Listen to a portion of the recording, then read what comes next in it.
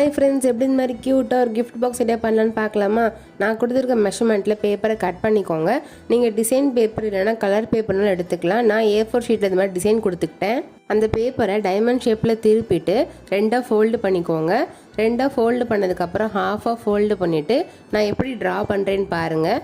அதே மாதிரி ட்ரா பண்ணிவிட்டு அதை நம்ம கட் பண்ணி எடுத்துக்கலாம். கட் பண்ணதுக்கப்புறமா அதை ஓப்பன் பண்ணி பார்த்தீங்கன்னா உங்களுக்கு இப்படி தான் இருக்கும். இதுக்கப்புறம் அதை திருப்பிட்டு நான் லைட்டாக ஃபோல்டு பண்ணுங்கள், ரொம்ப ஃபோல்டு பண்ண வேணாம். நீங்கள் உங்கள் பிடிச்சவங்களுக்கு இல்லை ஃப்ரெண்ட்ஸுக்கு இல்லை பேரண்ட்ஸ்க்கு யாருக்காவது கிஃப்ட் கொடுக்கணும்னு நினச்சிங்கன்னா இதுக்குள்ளே வச்சு கொடுத்து பாருங்கள். உண்மையாகவே அவங்களுக்கு ரொம்பவே பிடிக்கும்.